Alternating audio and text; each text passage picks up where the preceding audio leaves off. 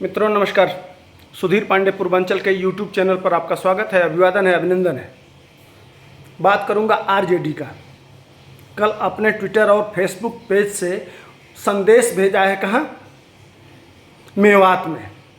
हरियाणा के जाट, यादव, गुजर को संदेश भेजा है कि ये जो गुरुग्राम में दंगा हो रहा है, मेवात में दंगा हो रहा है, नूह में दंगा हो रहा है, 6-7 जिलों में जो उसका प्रभाव है, यह भारतीय जनता पार्टी करा रही है अपने फायदे के लिए। ये संदेश कि आप लोग इनसे दूर रहिए, ये अपने फेसबुक पेज के माध्यम से संदेश भिजवा रही है। मैं कुछ पूछना चाहता हूं तेजस्वी बाबू, जो दंगा हुआ था उसमें क्या जाति पूछ पूछ के जो डंडे गिर रहे थे, या जो लोग जो 2 होमगार्ड के लोग हैं और जो 4 लोग और हैं, उनकी जाति पूछ के उनके ऊपर लाठियां चल रही थी? जरा इसको भी तो बता दीजिए। उसमें कौन जाट था, कौन गुजर था, कौन ब्राह्मण था, कौन बनिया था, कौन दलित था, कौन क्या था? जरा इसको भी तो समझा देते। एक वीडियो ऐसा दिखा दीजिए, ऐसा बता दीजिए कि इसी तरह से पूछ पूछ के किया गया वहाँ।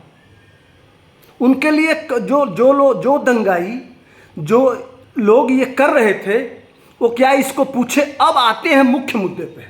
असली मुद्दा यह है कि आपको बताते चलूं, वहाँ एक एहसान मेवाती पाकिस्तानी नाम का यूट्यूब चैनल है, जिसने पूरा 1 हफ्ते से इसी काम में लगा हुआ था। वो मीडिया चैनल बता रही है, बड़े बड़े मीडिया चैनल बता रहे हैं, उसमें उसके डिटेल में नहीं जाऊंगा। लेकिन एक भारत का वह व्यक्ति, तेजस्वी बाबू, मैं आपसे पूछना चाहता हूं कि एक व्यक्ति मेवाती पाकिस्तानी लिखता है, एहसान मेवाती पाकिस्तानी, उसके 80,000 सब्सक्राइबर हैं। तो मैंने इस देश में जो अपने नाम के आगे पाकिस्तानी लिखेगा, उसके पीछे 80,000 लोग उसको फॉलो करेंगे। उसके साथ यह सारे लोगों को खड़ा होना चाहिए। आप यह संदेश देना चाहते हैं, आपको भी खड़ा हो जाना चाहिए। आप उन्हीं के साथ तो खड़ा होना चाहते हैं कि उसमें आप समर्थन मत करिए, उसके साथ खड़ा हो जाइए। आपके संदेश से तो साफ साफ झलक रहा है। मैंने अगर मैं मान लीजिए सुधीर पांडे पूर्वांचली, मैं जहाँ जन्म लिया वहाँ के लिए, वहाँ मैंने अपनी टाइटल लगा दिया।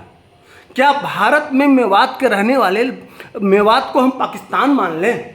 अपने अगर नाम के आगे वो पाकिस्तानी लिख रहे हैं, उनके पीछे अगर लाखों लोग फॉलो कर रहे हैं, ये सही है? अगर इनको देशद्रोही कह दे तो आप कहेंगे कि नहीं, इनको देशद्रोही कैसे कह सकते हैं?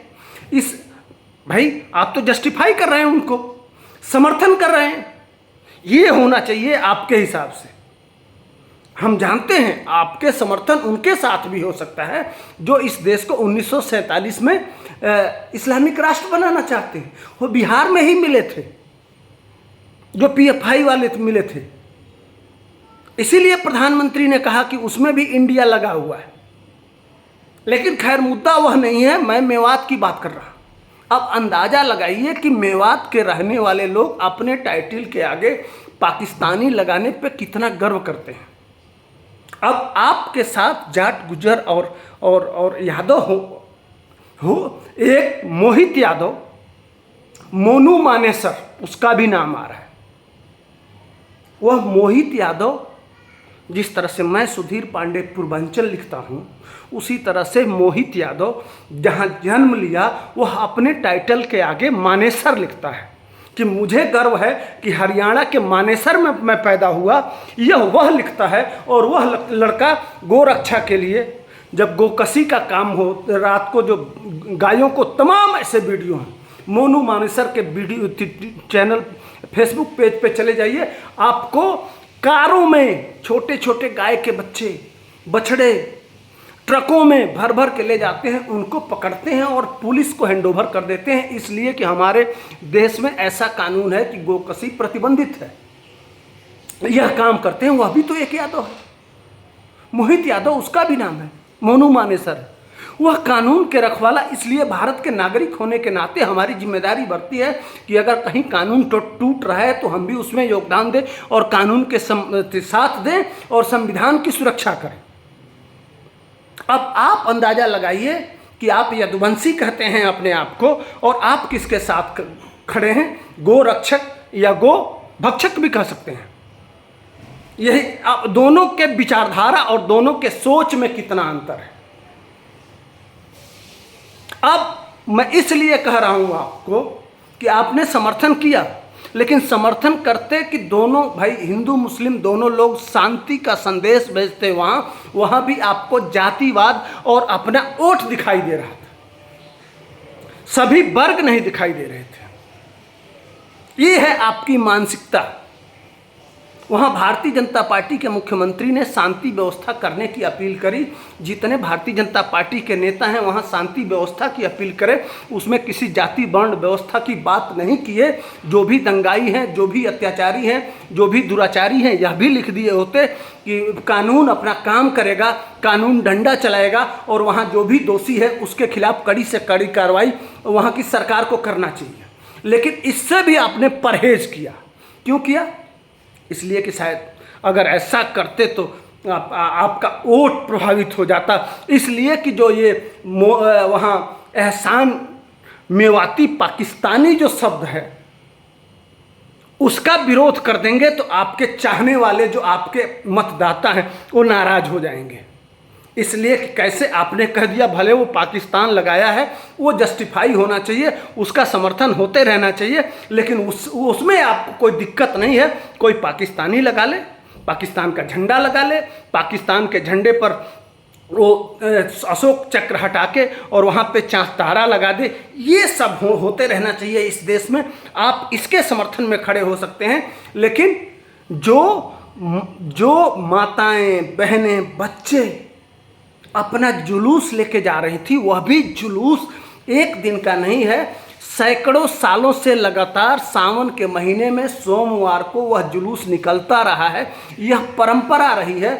उसके तहत अगर यहाँ का बहुसंख्यक समुदाय अगर अपना जुलूस लेके निकलता है और उस पर चारों तरफ से घेर के पत्थरबाजी होती है, उनके ऊपर गोलियां चलती हैं, उनके ऊपर AK-47 चलाया जाता है, उनके ऊपर रॉकेट लॉन्चर चलाया जा रहा है। यह मैं सब नहीं कह रहा हूँ, वहाँ के लोगों का बयान है कि रॉकेट लॉन्चर से लेके और सारी घटनाएं घटी। FIR की बात है तो वहाँ के आम लोग 40-45 FIR दर्ज किए गए हैं। उसमें 4-5 FIR पुलिस ने, वहाँ के चश्मदीद जो पुलिस थी, पुलिस ने खुद FIR दर्ज करवाया है। उसमें 2 होमगार्ड, 2 इंस्पेक्टर और एक IPS रैंक के अफसर को गोली लगी है। ये 2 थाने फूंक दिए गए हैं। वहाँ साइबर क्राइम पूरे देश में वहाँ अंदर बैठ के और साइबर क्राइम किया जाता था, लोगों के ठगी किया जाता था और लोगों से के पैसे को लूटा जाता था। इस तरह का वहाँ रैकेट बना दिया गया था मेवात में। इसीलिए आप देखे होंगे कि साइबर थाने पर बहुत बड़ा अटैक हुआ है। वह गेट नहीं टूट रहा था, थाना का लॉकअप अंदर से बंद था, तो बस से ले जाके उसकी बाउंड्री तोड़ के घुस के और सारे कागज पत्तर जला दिए गए, सारे कंप्यूटर तोड़ दिए गए, सारे लैपटॉप लूट लिए गए। इसको आप जस्टिफाई करेंगे? ये होते रहना चाहिए भारत में। लेकिन कोई अपना जुलूस लेके जा रहा है जो परंपरागत है, वो उस पर अगर पत्थरबाजी, छतों से पत्थर चल रहा है, वो सारे वीडियोज हैं बड़े बारीकी से एक प्लानिंग के तहत कि ये लोग इतने बजे आते हैं, चारों तरफ लगा दिया जाता है। पुलिस को कैसे रोकना है, फोर्स अगर बाहर से आएगी तो उसके साथ किस तरह का प्रयोग करना है। आपको अगर भीड़ ज़्यादा होती है तो आपको पहाड़ों पे जाके वहाँ कैसे छुप के वहाँ से आपको कैसे कंट्रोल करना है। पूरा एक प्लान के तहत यह काम किया गया। उस पर आपका एक बयान नहीं हो, लेकिन कैसे उनका समर्थन हो और कौन कौन हमारा जाति के नाम पे समर्थन कर सकता है, कौन हमारे साथ आ सकता है, कौन इसमें घी का काम कर सकता है, ये बहुत अच्छा अच्छा देश को संदेश देने का काम कर रहे हैं। इसी तरह से संदेश देते रहिए ताकि 1947 तक जो मकसद है वो पूरा होते रहना चाहिए। मैं तो यही समझ रहा हूं आपके बयान को, देश भी यही समझे, यही जानना भी चाहिए एक राजनेता के हैसियत से। क्या क्या हुआ वहां, कैसे कैसे हुआ वहां, एक बार किसी पुलिस FIR को ही पढ़ लेते। किस किस तरह से सोशल मीडिया पे मैं जिस एहसान मेवाती पाकिस्तानी की बात कर रहा हूं, उसका YouTube चैनल देख तो लीजिए, कितने सब्सक्राइबर हैं, वो कौन लोग हैं, वो किस तरह का वीडियो बना रहा है, वो क्या कहना चाहता है, क्या बताना चाहता है, इस देश के साथ क्या करना चाहता है, किस तरह से वह आपके धर्म को, आपके किताबों को और क्या क्या वो किन शब्दों से नवाज रहा है और किस तरह से प्लानिंग किया गया है, यह सारा मीडिया में दिखाया जा रहा है।